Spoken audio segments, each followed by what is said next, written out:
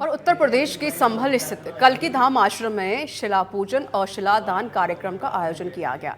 कल्की धाम पीठाधीश्वर आचार्य प्रमोद कृष्णम की अध्यक्षता में कार्यक्रम का आयोजन हुआ, जहां पर भारी संख्या में श्रद्धालु और देश भर के लोग पहुंचे। कल्की धाम मंदिर का भव्य निर्माण होना है और निर्माण कार्य शुरू होने से पहले शिला पूजन कार्यक्रम का आयोजन किया गया। कल्की धाम पीठाधीश्वर आचार्य प्रमोद कृष्णम ने बताया कि कल्की धाम मंदिर बनाने की तैयारी शुरू हो गई है। प्रधानमंत्री नरेंद्र मोदी ने इसका भूमि पूजन किया और मंदिर का निर्माण कार्य 14 जनवरी 2025 से शुरू हो जाएगा। करीब 4 या 4.5 साल में भव्य और दिव्य कल्की धाम बनकर तैयार होगा। वहीं आज मंत्रोच्चारण के बीच विधि विधान से शिला पूजन कार्य किया गया। कार्यक्रम में सच बेधड़क के founder and editor in chief Vinayak Sharma मौजूद रहे। विनायक शर्मा ने विधि विधान से मंत्रोच्चारण के साथ शिला पूजन किया। इस दौरान कल्की धाम पिता पीठाधीश्वर ने सभा में आए सभी श्रद्धालुओं से विनायक शर्मा का परिचय करवाया। साथ ही बताया कि कल्की धाम मंदिर निर्माण कार्य में विनायक शर्मा को बड़ी जिम्मेदारी भी दी जा रही है। विनायक शर्मा राजस्थान के जयपुर, जोधपुर, मेवाड़ और चित्तौड़गढ़ सहित पूरे राजस्थान से लोगों को जोड़ेंगे। साथ ही कहा कि कल्की धाम मंदिर निर्माण कमेटी का गठन राजस्थान में होगा। इसके संयोजक विनायक शर्मा रहेंगे और इसके बाद विनायक शर्मा ने कार्यक्रम में सभी उपस्थित महानुभाव और श्रद्धालुओं का स्वागत मंत्रोच्चारणों के साथ किया और जीवन के आध्यात्मिक महत्व के बारे में बताया। वसुदेव सुतं देवं कंस चाणूरमर्दनम देवकी परमानंदम कृष्णं वंदे जगद्गुरुम भवानी शंकरो वंदे श्रद्धा विश्वास रूपिणो याभ्याम विना न पश्यन्ति सिद्ध स्वान्तस्थमीश्वरम वंदे बोधमयं नित्यं गुरुं शंकर रूपिणं यमाश्रितो हि वक्रोऽपि चंद्र सर्वत्र वंदते। सर्वप्रथम मैं आचार्य प्रमोद कृष्ण जी के श्री चरणों में दंडवत प्रणाम करता हूं। आचार्य जी, मनुष्य सदैव इसी संशय में है आज के इस युग में कि मनुष्य का कर्म कैसे है, क्या है, ईश्वर प्राप्ति कैसे होगी, हमें क्या मोक्ष मिलेगी, हमें कर्म योग में जाना चाहिए, हमें ज्ञान योग में जाना चाहिए या हमें भक्ति योग में जाना चाहिए। तो शास्त्रों के प्रमाण से मैं इस बात को कह रहा हूं कि मनुष्य केवल निमित्त बन सकता है।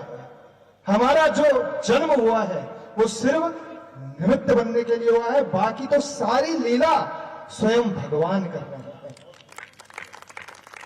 हमारे बल से कुछ नहीं होता। जो अहंकार हमें आ जाता है कि हमारे बल से सब हो रहा है, नहीं, हम तो उसी के अंश हैं। ईश्वर अंश, जीव अविनाशी।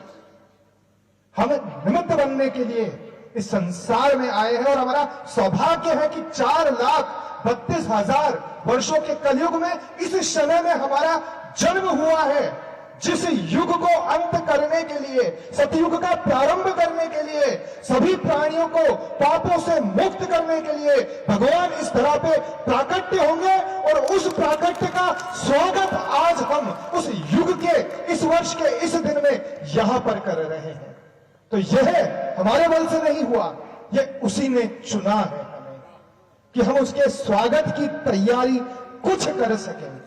हमारे मन के अंदर यह बहुत संशय बना रहता है कि क्या दान करना ठीक है।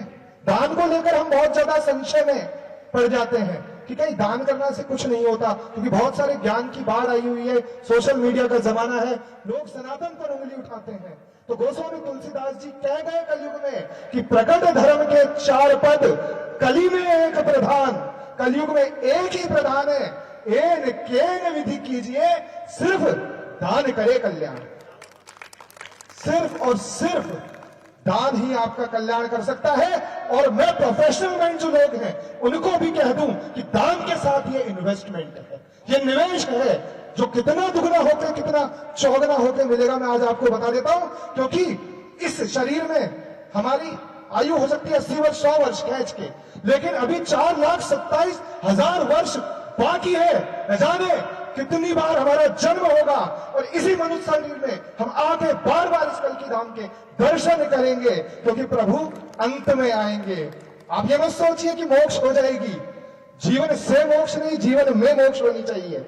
जीवन से कभी मोक्ष नहीं होगी, क्योंकि हम सगुण के उपासक हैं, और सगुण उपासक मोक्ष न लेगी। जो सगुण के उपासक हैं वे परमात्मा से कभी मोक्ष की अरदास नहीं करते, वे सदैव यह निवेदन करते हैं कि प्रभु तेरी सेवा करने के लिए हमें बार बार इस धरती पर भेजना। इसलिए भगवान ने कहा है कि यदा यदा ही धर्म से ग्लानिर्भवति भारत है।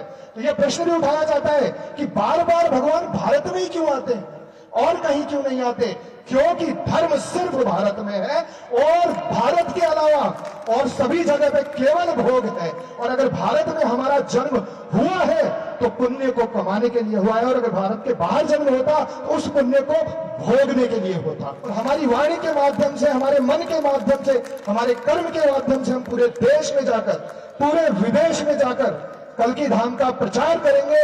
और क्योंकि यह आने वाले समय में जो भी लोग आप बैठे हैं, आने वाली युवा पीढ़ी आपके बच्चों के भविष्य के लिए संस्कारों का केंद्र बनेगा, सनातन का केंद्र बनेगा, जो पूरे विश्व के अंदर ज्ञान की, शक्ति की, ऊर्जा का प्रसार करेगा।